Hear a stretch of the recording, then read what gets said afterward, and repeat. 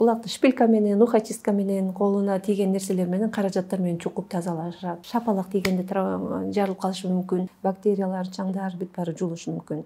Заманбап жана кызыктуу кесиптер тууралуу көп нерсе билгиңиз келеби? Бирок кызыктай суроо жаткандан уяласызбы? Эч кабатыр болбоңуз, биз барбыз.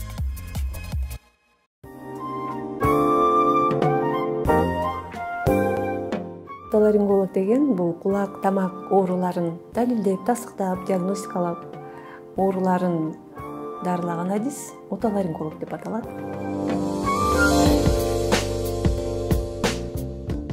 Айрыкча чимкириктин түрлөрү көп да. Таза суудай болот, былжыр болушу мүмкүн, сары жашыл болушу мүмкүн. Сары жашыл болуп калганда кооктонуу болуш керек, сөзсүз түрдө. Себеби бактерия кошулган болот, бактериалдык инфекция.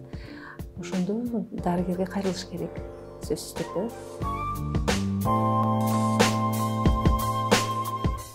Кулак шуулдагандын түрлөрү аябай көп, себептери да аябай көп. Анын себептери кан тамыр оорулары, жүрөк кан тамыр оорулары, артериялык кан басымдын жогорулап кетиши, артериялык кан басымда да көйгөйлөр болсо, аллергиялык оорулар, кант диабети, неврологиялык оорулар, ошол эле кулак оорулары, невринома, угуу нервинин дагы бобок оорулары шуулдашына алып келиши мүмкүн, жана кулактын укпай начар угуусуна алып келиши мүмкүн. Мындай күтүүсүздөн кулак шуулдап укпай калышынын себептери, мисалы үчүн травма алса кулакка шапалак менен, же жанында жардыруу болсо, же акустикалык бара травма алса дагы анда кулактын шуулдашына алып келиши мүмкүн, укпай калышы мүмкүн. Жанында жардыруу болсо катуу үндүн угулушу таасиринде тарсылдагы да жарылып калышы мүмкүн.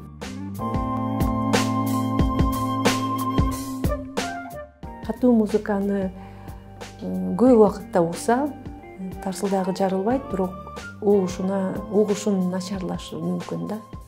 Эгерде жанында катуу жардыруу болсо, же мылтык менен, пистолет менен атса, жанагындай, ошондо тарсылдагы жарылып калышы мүмкүн.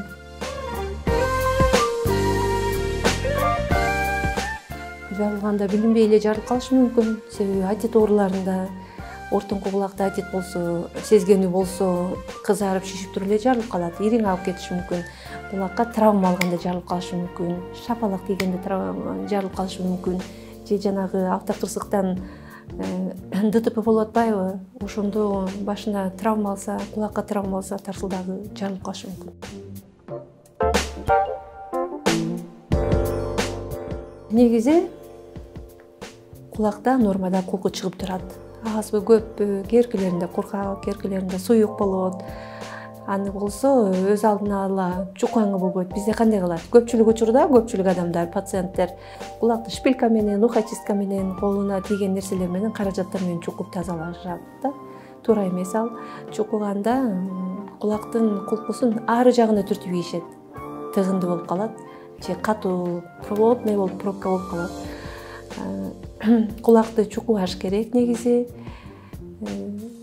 Өз алдына ала дарыланган болбойт. Сөзсүз түрдө адиске лор врачка кайрылса, ал көрүп туруп анан тазалап берет. Мурунду туздуу суу менен же соода кошулган суу менен жуугандын пайдасы да бар, зыяны да бар. Көп учурда мындай ириң болуп, ринит болсо, гайморит болсо, мурундун ичин жууп койсо, ириң тазаланат, сергийт, мурун ичин ымдашышы мүмкүн, бактериялар, чаңдар бүт баары жуылушу мүмкүн. Зыян жактары, мисалы үчүн кичинекей балдар бар да, 1-2 жаштагы кичинекей балдардын мурдун ошондой напор менен, күч менен мурун жууганга болбойт. Себеби кичинекей балдардын өзгөчөлүгү мурундан кеткен кан жүрүү, мурундан кулакка кеткен труба бар да, эстахио труба бар. Жаш балдардыкы ал кыска болот, жоон болот. Анан мурдуна күчкө салып жууса, ошол эле суюктуктар менен инфекция мурдун ичинен кулакка түшүп калышы мүмкүн. Инфекциялык атит болот анда, атит болушу мүмкүн да. Ошон үчүн жаш балдар көп кайрылышат го, кулактары оорушу. Мурундун ичинен кулакка инфекция түшүп калышы мүмкүн.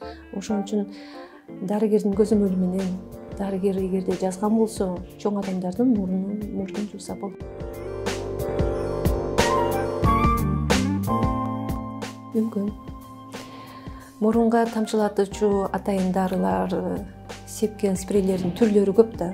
Аны сөзсүз түрдө лор дарыгери ооруну аныктап, далилдеп, диагностикалап, анан кийин бир канча күнгө эле жазат. 3 күн, 5 күн ушундай кыска мөөнөткө гана. Ал убакыттан айрыкча кандай кылышат? Бизде көпчүлүк пациенттер бир айлап өз ара каалагандай дарыланышат. 1 ай, 2 ай, 3 ай колдонушат, 1 жыл колдонушат. Ошол мурунга койгон дарыларды, тамчыларды дикангенстант деп айтабыз. Аларды көп 1 айлап койганда мурундун ичинде анатомиялык өзгөрүү болот. Физиология функциялары дагы бузулат. Андан кийин кандай десем, жанагы жардам бербей калат ал тамчылар. Кайра куя берсе, аралыктары да азаят. Эгерде күнүнө 2-3 жолу куюп аткан болсо, 7-8 жолу куйганга туура келет.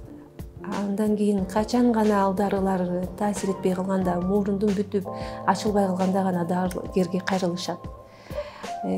Ооба көз каранды болушу мүмкүн.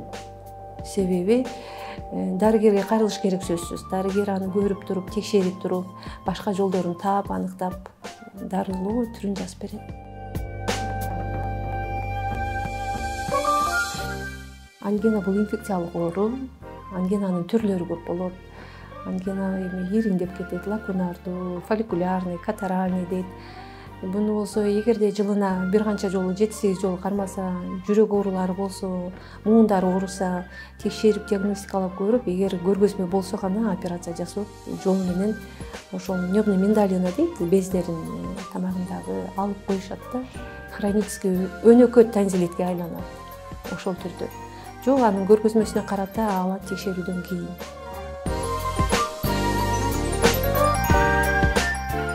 Отоларингологдун маянасы ал стажына карата, категориясына карата, үй бүлөлүк медициналык борбордо иштейби же атайын лор бөлүмүндө иштейби, ошого карата ар кимдики индивидуалдуу да. Бардык эле идеалдуу мончо 1 10 000 5 000 деп алуу айтыш өтө кыйын. Ар кимдики ар кандай.